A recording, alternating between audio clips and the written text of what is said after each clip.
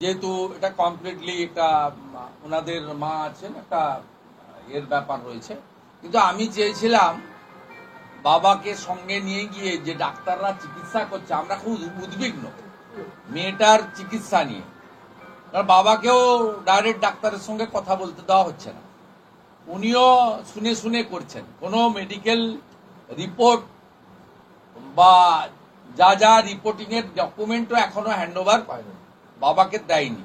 পুরো বিষয়টা আপনি যে কোশ্চেন করেছেন খুব ইম্পর্টেন্ট, খুব ঘোলাটে। বেশ, আমাকে সকালবেলা 8টার সময় পারিজাতের মোবাইলে হোয়াটসঅ্যাপ কনফারেন্সে ম্যানেজমেন্ট আমাকে রিকোয়েস্ট করলো যে আমাদের উপরে ভীষণ প্রেসার আছে, আমাদের ডাক্তারবাবুরা কিছু বলবেন না। মানে আমি চেয়েছিলাম ডাক্তারবাবুদের ট্রিটমেন্ট কত দূর হচ্ছে, কিছু কি ফাইন্ডিংস পেয়েছেন, যেটা সম্ভব। এটা দেখুন, একদম ছোট্ট মেয়ে, উনার বয়স আমার বয়স খুব একটা তফাৎ নেই, আমাদের সকলেরই কন্যার মতো, এবং ভীষণ মর্মান্তিক বিষয়। অভয়ার পরে এটা একটা আরো এটা একটা ভীষণ মর্মান্তিক বিষয়, যেটা রক্ত মাংসের শরীর যার হুঁশ আছে সে কিন্তু এটা টলারেট করতে পারবে না। আমি চেয়েছিলাম ডক্টরের কাছ থেকে ফার্স্ট প্রায়োরিটি হচ্ছে পানিশমেন্ট, কনভিকশন, 4টে ধরেছে, মেন অ্যাকিউজড বাকি আছে, সেগুলো তো চলবে। পলিটিক্যাল পার্টি, সামাজিক সংগঠন তারা মুভমেন্ট করবে, কিন্তু মেয়েটা কেমন আছে ডাক্তারদের কাছ থেকে শুনতে চেয়েছিলাম। কিন্তু ডাক্তারদের বলে দেওয়া হয়েছে ম্যানেজমেন্টের পক্ষ থেকে, আমার সঙ্গে তো প্রশ্নই নেই, অপোজিশন লিডার কারোর কাছেই মুখ খুলবে না। মহিলা কমিশন উড়িষ্যা আজকে আসছে, অন্য যারা আসছে কারোর কাছেই ডাক্তারদের মুখ খোলা, কথা বলা বারণ। ডাক্তারদের বলে দেওয়া হয়েছে, মিস্টার সঞ্জন ঝুনঝুনওয়ালার হসপিটাল এটা, যে এটা পুলিশ বলেছে বা তৃণমূল বলেছে যে যদি মুখ খুলেন তাহলে চাকরি চলে। এই রাজত্বে আমরা পশ্চিমবঙ্গে বসবাস করছি। আমরা খুব কুইক, মেয়েটা আমাদের কন্যাটিকে এখান থেকে বাবা মা যখনই রাজি হবে আমরা ভুবনেশ্বর এইমসে শিফট করব, এবং বাকি যা যা কাজ আছে আমরা সেগুলো দেখে নিচ্ছি। সবটা সহপাঠীর কথা বলছেন না, আমি ওটা জানি না, পুলিশের বক্তব্য। আমাকে লোকাল এখানে যারা আছেন তারা রিপোর্ট করছেন যে কালকে আমার সোশ্যাল মিডিয়া পোস্টেও দেখবেন, আমি 3টে নাম দিয়েছিলাম যারা অ্যারেস্ট হয়েছে, ভিডিও দিয়ে উপরে লিখেছিলাম অধরা।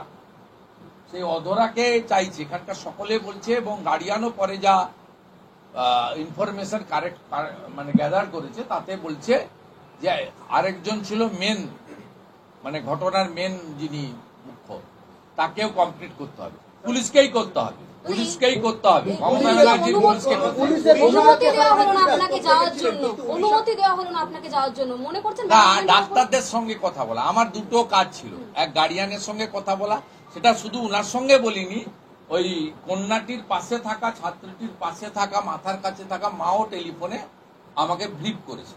আমি হ্যাপি। আমি চেয়েছিলাম যে ডক্টর যারা দেখছেন তাদের একজন দুজনের সঙ্গে আমি কথা বলতে, চিকিৎসার অবস্থাটা এবং ওর শারীরিক লেটেস্ট কি অবস্থা আছে জানার জন্য, বেটার ট্রিটমেন্টের জন্য। এদের তো লিমিটেশন আছে, শিফট করবো কিনা আমরা অন্য কোথাও বেটার ট্রিটমেন্টের জন্য, সেটা আমি কথা বলতে চেয়েছিলাম। তাতে সকাল 8টার সময় পারিজাতে ফোন থেকে আমাকে ম্যানেজমেন্ট রিকোয়েস্ট করেছে, আমি নামটা আর বলছি না, আবার পিছনে লেগে যাবে, তা বলেছে আমাকে যে কমপ্লিটলি বারণ আছে ডাক্তারদের কারোর সঙ্গে কথা বলতে পারবে। আপনারা মিডিয়া তো কার চাপ আছে তো সবাই জানে। One lady Kim, here is one lady Kim, that is our chief minister, it's knows everybody. Openly কোন চিফ মিনিস্টারের দম আছে বলে দেবে? এই এই গণতান্ত্রিক দেশে নারী স্বাধীনতা, নারী সুরক্ষা, পস্কো আইন, মহিলাদের জন্য কত কিছু হচ্ছে, নির্ভয়া কাণ্ড, তারপরে সারা রাত্রি জেগে এমপিরা আইন পাস করেছে। তারপরে আপনি বলুন তো এইরকম সাহস কার আছে?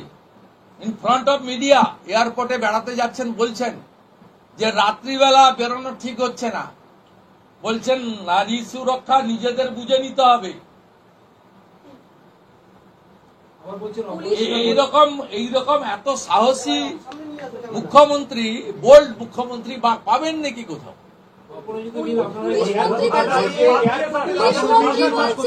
বেশি কথা বললে তো বলে দেবে আপনাকে লক্ষ্মীর ভান্ডার দিচ্ছে, ওটাও বন্ধ করে দেবো। বেশি কথা বলবে না। পুলিশ মন্ত্রী বলছে কে কোথায় যাচ্ছে, কি করে পুলিশ দেখতে পাবে?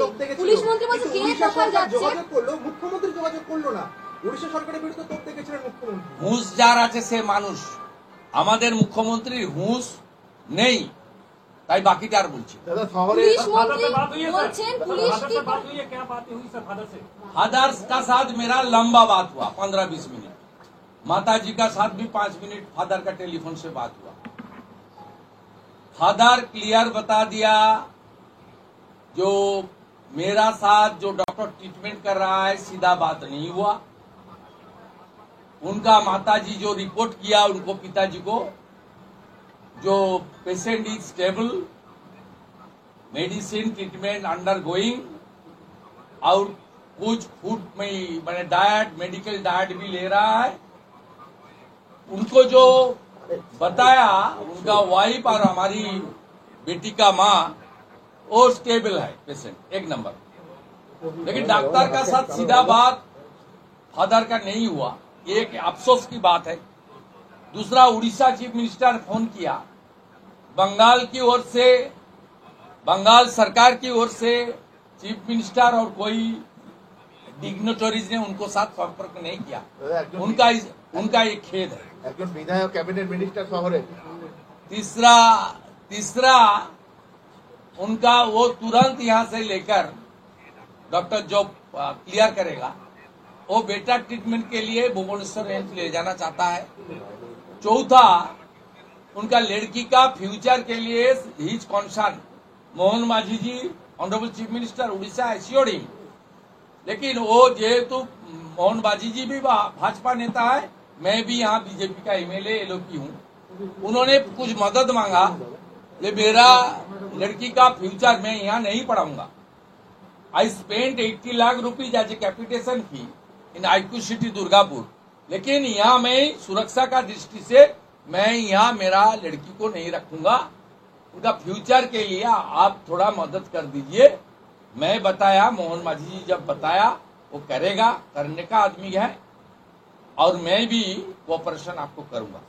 यही बात मेरा। মুখ্যমন্ত্রী বলছে বিজেপি শাসিত রাজ্য নয় এটা, এখানে ধর্ষকদের কঠোর শাস্তি হয়। Zero tolerance. হ্যাঁ, এই জন্যই তো রাত্রে, আপনি মহিলা তো বোন, আপনাকে বলেছে বেরোতে। আপনি যে প্রফেশনে আছেন, মেন স্ট্রিম মিডিয়া হতে পারে, ইউটিউবার হতে পারে, পোর্টাল চালাতে পারে, আপনাকে মুখ্যমন্ত্রী বলেছে রাত্রে বেরোতে। তাহলে তো মুখ্যমন্ত্রী বেরোনো উচিত না রাতে। না, সেটা ওনাকে জিজ্ঞেস করুন।